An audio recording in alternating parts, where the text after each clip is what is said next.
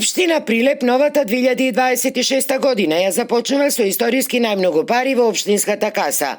Околу 2,5 милијарди денари или нешто повеќе од 40 милиони евра тежи новиот буџет. И спореден со минатата година тој е повисок за над 6,5 милиони евра.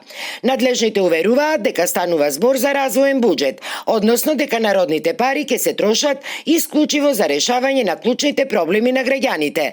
При што годинава за првпат се предвидени и повеќе пари за културата, спортот, образованието, но и за капиталните расходи. Се зголемени средствата кои што од даночните обврзници ќе се потрошат наменски оваа година се во културата и спортот. Во култура дојдовме до ставка 12 милиони денари, во спортот исто така 12 милиони денари. Ако направиме една историска анализа од 4-5 до 7, сега прв пат оваа година по 12 милиони денари. Најтежок оваа година буџет од 696 милиони за капитални расходи.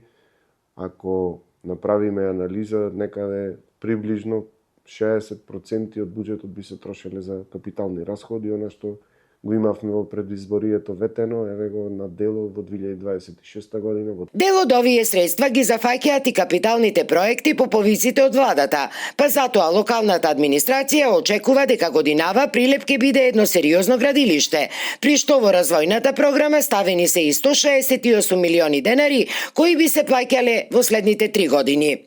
И во 2026 година некаде би се реконструирале 20 километри патна инфраструктура во градов, станува збор и за реконструкција и за изградба на нови сообраќајници. Забележувате дека има сериозен тек и нови проекти и од првиот и од вториот повик, веќе се распишани и нови јавни набавки за да се докомплетираат проектите кои што доаѓаат од владата, а од оние што ги имавме ветено во програмата. Во 2026 очекувам да почне и да биде завршена обиколницата Исток, затоа што има мала должина и веќе горе-долу нема имотно-правни пречки. Напоредно со ова предвидени се и 40 милиони денари за реконструкција и одржување на улиците низ градот. Годинава новина е што повеќе нема да има директни општински субвенционирања на јавните комунални предпријатија, но ќе има по 3000 денари еднократна парична помош за секое новозапишано прваче. А на сила си остануваат и бесплатните оброци за учениците до трето одделение, како и паричната помош од 6000 денари за секое новороденче.